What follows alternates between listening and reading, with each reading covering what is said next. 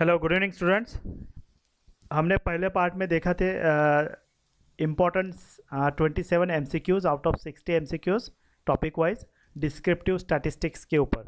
Okay, तो हम जो अभी ये जो वीडियो बनाने जा रहे हैं वो उसको कंटिन्यू करेंगे 27 के आगे, और फाइनली 60 एमसीक्यूज हम स्टडी करने वाले हैं। ओके, मैं हूँ प्रोफेसर श्रीराम करगावकर, और अभी मैं बचे हुए जो क्वेश्चंस हैं मैं इस पार्ट में पार्ट 2 में ये करूँगा, आपको एक्सप्लेन करूँगा, सिखाऊंगा। तो ये जो वीडियो बनाया जा रहा है वो F Y B S C computer science के डिस्क्रिप्टिव स्टैटिस्टिक जो पेपर है उसमें फर्स्ट यूनिट खास करके data condensation and graphical method से जुड़े स्टूडेंट्स के लिए काफ़ी हेल्पफुल है। इसके साथ ही टॉपिक कॉमन होने के कारण ये जो वीडियो है ये F Y B B F Y B B A I B, F Y B B A C A computer application, F Y B Com, ये स्टूडेंट्स को भी हेल्पफुल हो सकता है। और साथ में कॉम्पिटिटिव एग्ज़ाम्स के जो स्टूडेंट्स हैं उनको भी अपने प्रिपरेशन करने के लिए ये हेल्पफुल हो सकता है। तो चलो आइए हम कंटिन्यू करते हैं सेकेंड पार्ट को। तो फर्स्ट पार्ट में आखिरी क्वेश्चन जो हमने देखा था क्वेश्चन नंबर 26। तो क्वेश्चन नंबर 26 था any unprocessed data is called as raw data. तो इसका करेक्ट ऑप्शन जो है, इसके जो ऑप्शंस अवेलेबल है वो है raw data, secondary data, time series data, none of this. तो इसका करेक्ट ऑप्शन जो है वो रॉ डेटा है। Next question number 27, the variable which can be measured numerically, जो न्यूमेरिकली मेजर कर सकते हैं जैसे कि हाइट, वेट, टेम्परेचर, इनको हम क्या कहते हैं? Qualitative data, qualitative variable, quantitative variable, attribute and none of this. तो इसका सही जवाब है जो हम न्यूमेरिकली मेजर कर सकते हैं उनको कहते हैं क्वांटिटेटिव वेरिएबल। करेक्ट ऑप्शन है बी। क्वालिटेटिव वेरिएबल यानी कि क्वालिटेटिव यानी कि न्यूमेरिकली एक्सप्रेस नहीं हो सकता है, और क्वालिटेटिव वेरिएबल और एट्रीब्यूट ये दोनों ही सेम है। Next question number 28, the variable which cannot be measured numerically, जो हम न्यूमेरिकली मेजर नहीं कर सकते जैसे कि qualities honesty, beauty, sincerity, is called as the qualitative variable. Okay, qualitative variable हम न्यूमेरिकली मेजर नहीं कर सकते हैं। ओके, तो करेक्ट ऑप्शन है among qualitative, quantitative, discrete and none of this में से number option number A. Question number 29 पे आते हैं हम। The qualitative variable is also known as, तो क्वालिटेटिव वेरिएबल को हम और क्या कह सकते हैं? ऑप्शंस है attribute, primary data, secondary data, none of this. तो करेक्ट ऑप्शन है एट्रीब्यूट। क्वालिटेटिव वेरिएबल्स को हम एट्रीब्यूट भी कहते हैं। So A is the correct option. उसके बाद question number 30, a variable that assumes all possible values in a given range और class interval is called as, options है continuous variable, discrete variable, qualitative variable और none of this. तो discrete variable जो है वो particular value लेती है, consider करते हैं, जैसे कि number of students in the class each day, number of road accidents on highway. Okay, तो ऑल पॉसिबल वैल्यूज का मतलब क्या होता है? जैसे कि ये एग्जांपल है, marks of students 0 to 10, 10 to 20। तो यहाँ पे देखो सारे स्टूडेंट, तो इसका करेक्ट ऑप्शन जो है कंटिन्यूस वेरिएबल है। ये कैसे कंटिन्यूस वेरिएबल है? 0 to 10 जिनको मार्क्स मिले सारे स्टूडेंट, सपोज 5, इनको हम यहाँ पे लिख देते हैं। ओके, तो variable that assumes all possible values in a given range और class interval is called as continuous variable. तो करेक्ट ऑप्शन ए है। नेक्स्ट क्वेश्चन की तरफ मूव करता है। Question number 31, if the class intervals are of inclusive type, then those are converted into exclusive। inclusive यानी कि discontinuous, okay, और exclusive यानी कि कंटिन्यूस क्लास। अगर डिसकंटिन्यूस हो और उसे कंटिन्यूस बनाना है तो हम किस कंसेप्ट का यूज करते हैं? Class mark, class frequency, class boundary, none of this. तो करेक्ट ऑप्शन है class boundary. 32, question number 32. In the graphical representation using frequency distribution, the original data is lost. So is it true or false? Yes, it is true. क्योंकि frequency distribution जैसे कि histogram ऑगिव curve, ये जो graph होते हैं इनमें ये frequency distribution के ऊपर बेस्ड होते हैं, जैसे 0 to 10, 10 to 20. ओके, तो इसमें ओरिजिनल डेटा लॉस हो जाता है, आप कलेक्ट नहीं कर सकते. ओके, तो there is a loss of original data when you construct histogram, Augev curves, all these using frequency distribution. So the statement is correct. The correct option is A. In stem and leaf chart, the leading digit is called as. तो stem and leaf क्या होता है? Concept है जिसमें दो part होता है, stem यानी कि लीडिंग डिजिट और लीफ होता है यानी कि ट्रेलिंग डिजिट. मान लो कि कोई डिजिट है आपके पास, ऑब्जर्वेशन है, जैसे 13 ऑब्जर्वेशन है, तो इसमें दो पार्ट होगी. जो हाईएस्ट इस पे होगा यानी कि प्लेस पे होगा, वो उसको हम स्टेम कहेंगे, जैसे कि ये स्टेम. और जो उसके बाद आएगा उसे हम लीफ कहते हैं. कोई डिजिट अगर सिंगल डिजिट हो, फॉर एग्जांपल 7, तो हम इसे 2 डिजिट भी कन्वर्ट कर सकते हैं 0 आगे लगा के. तो 0 हो जाएगा स्टेम हो जाएगा और 7 जो लीफ बन जाएगा. ओके, अगर कोई नंबर अगर डेसिमल में है 11.2, तो 11 हो जाएगा स्टेम. और ये तो साथ में, जैसे दोस्तों साथ में जो भी टेक्निकल वर्ड्स आते हैं मैं उसको आपको क्लियर कराऊंगा, ताकि आपको जब वो ऑप्शन को पढ़े, जो एमसीक्यूज को पढ़े, तो आपको उसका सिर्फ वो करेक्ट आंसर ही नहीं बट उसका कंसेप्ट भी समझ में आना चाहिए. बाकी की जो कंसेप्ट, बाकी की जो टर्म्स है वो भी आपको समझ में आना चाहिए. ओके, तो कहने का मतलब ये है कि अगर ये 60 क्वेश्चंस अगर आपने कर लिया तो आपका यूनिट 1 की पक्की तैयारी हो जाएगी. और बहुत से बेसिक कंसेप्ट जो आपके इसमें अच्छे से क्लियर हो जाएंगे. In stem and leaf chart the leading digit is called as the stem. तो करेक्ट ऑप्शन है बी. 34th क्वेश्चन है, in stem and leaf chart the trailing digits is called as. तो अभी अभी देखा है हमने, ट्रेलिंग डिजिट्स को हम क्या कहते हैं? लीफ कहते हैं. करेक्ट ऑप्शन है A. Next question, the number of observation. Question number 35 है.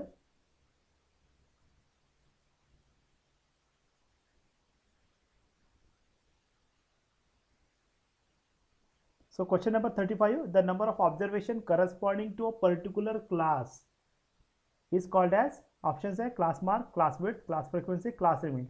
तो करेक्ट ऑप्शन है क्लास फ्रीक्वेंसी. ओके, तो करेक्ट ऑप्शन होता है सी. इसको हम एक्सप्लेन कर सकते हैं ये अगले क्वेश्चन के साथ, कि जैसे कि ये क्लास है. ओके, 0 to 10 का क्लास फ्रीक्वेंसी 12 है, 10 to 20 का क्लास फ्रीक्वेंसी 16 है. ऐसे चलो, question number 36, the frequency density of the class 20 to 40 is. अब फ्रीक्वेंसी डेंसिटी क्या होता है वो समझना जरूरी है. फ्रीक्वेंसी डेंसिटी कब यूज होता है? जब अनइक्वल क्लास विड्थ हो और आपको हिस्टोग्राम कंस्ट्रक्ट करना हो. तो फ्रीक्वेंसी डेंसिटी का फॉर्मूला है class frequency upon class width.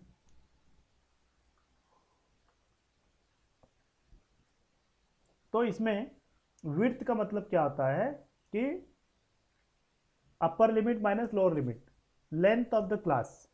क्या होता है? Length of the class. तो upper limit minus lower limit suppose. Okay, तो इसके लिए हम कैलकुलेट करते हैं. हमको किस क्लास के लिए पूछा है? 20 to 40.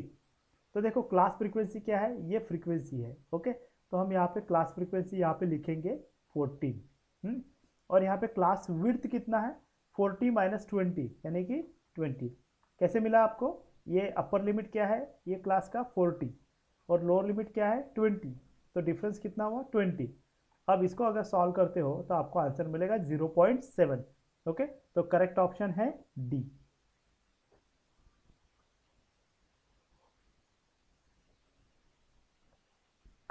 Next question, question number 37.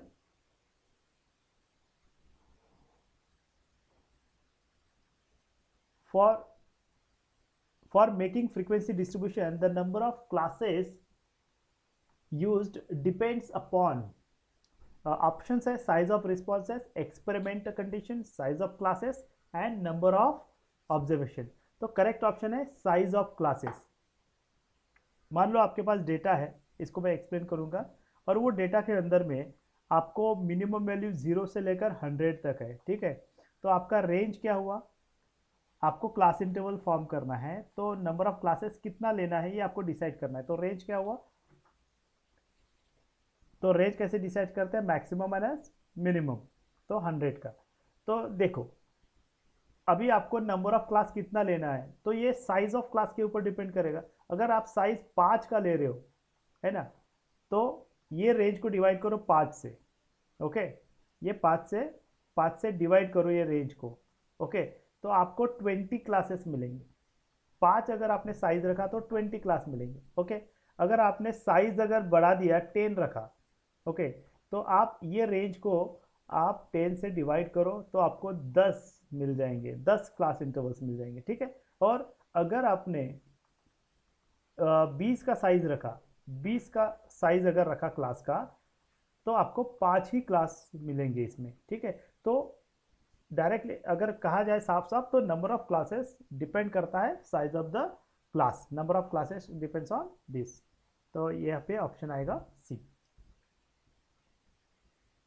Next question, which of the following is not a type of data classification.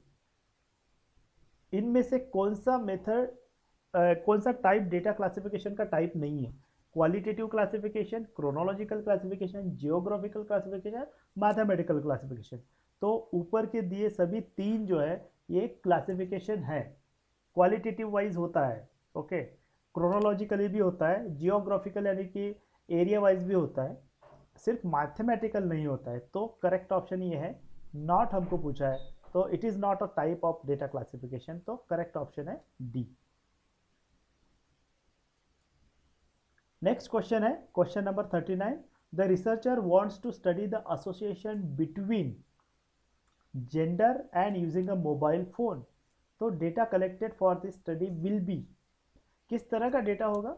एक रिसर्चर को जेंडर और मोबाइल यूज करने की, मोबाइल यूज करने का तरीका जो है, यूजिंग अ मोबाइल, यस और नो, मोबाइल यूज करेगा कि नहीं करेगा, इसको स्टडी करना है। तो डेटा किस तरह का होगा, तो देखो जेंडर अगर कहा मैंने तो मेल आएगा या फीमेल आएगा, और phone, using a phone, mobile, mobile phone, तो कोई कहेगा यस दे आर यूजिंग, कोई कहेगा नहीं, ओके।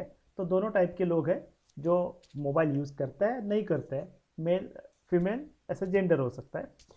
तो ये तो ये डेटा में हमको क्वालिटीज़ मिल रहा है, क्वांटिटेटिव डेटा नहीं मिल रहा है। क्वांटिटेटिव डेटा यानी कि हाइट, अगर मैं हाइट पूछा किसी को 180 सेंटीमीटर मिल गए।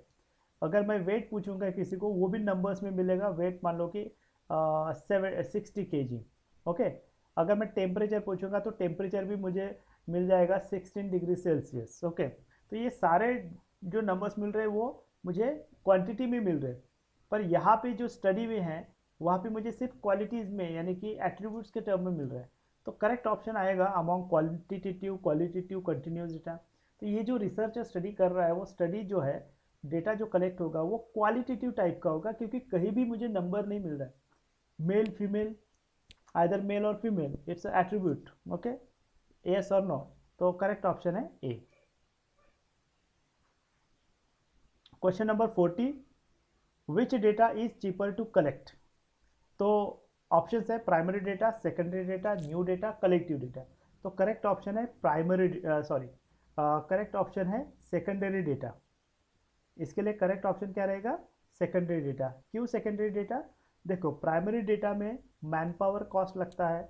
अगर अगर मान लो कि आपको डेटा कलेक्ट करना है, ओके, आपका सर्वे है कि change in the analysing the prices of gold in the last 10 years।